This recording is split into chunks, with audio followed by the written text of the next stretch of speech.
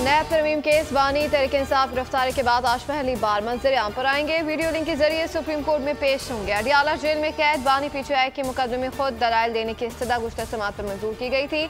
समाअत सुबह 11:30 बजे होगी। चीफ जस्टिस पाकिस्तान काजी फाइज ईसा की सरबराही में 5 रुकनी लार्ज बेंच केस की समाअत करेगा।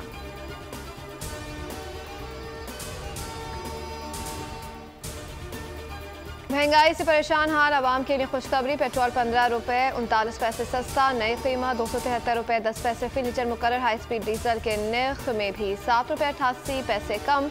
274 रुपये 8 पैसे फी लीटर हो गया। मिट्टी के तेल की कीमत में भी 9 रुपये 86 पैसे कमी। पेट्रोलियम मसनूआत की कीमतों में कमी का नोटिफिकेशन जारी।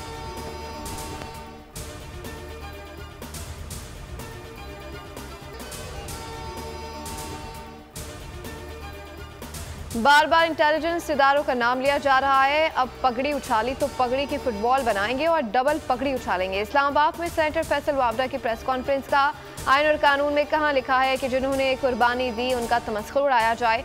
इदारों की दखल अंदाजी के सबूत हैं तो पेश करें। जजेस को इल्जाम से दूर होना चाहिए। इस्लामाबाद हाईकोर्ट को खत लिखे 15 दिन हो गए लेकिन जवाब नहीं आया। कोई कागज और सबूत नहीं आ रहा जिसकी वजह से लोगों में शक पैदा हो रहा है।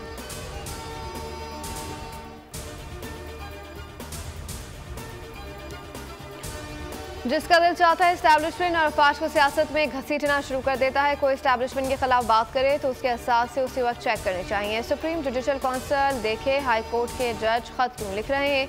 गवर्नर सिंध कामरान टिसोरो की प्रेस कॉन्फ्रेंस का मूड बदला हवा बदली। फैसले बदल गए। लाडलों के फैसले घंटों में आ रहे हैं। फैसले आइन और कानून के मुताबिक आने चाहिए। जिस तरह फैसले आ रहे हैं उससे कौम परेशान है। अदलिया को फैसलों पर नजरसानी करना पड़ेगी।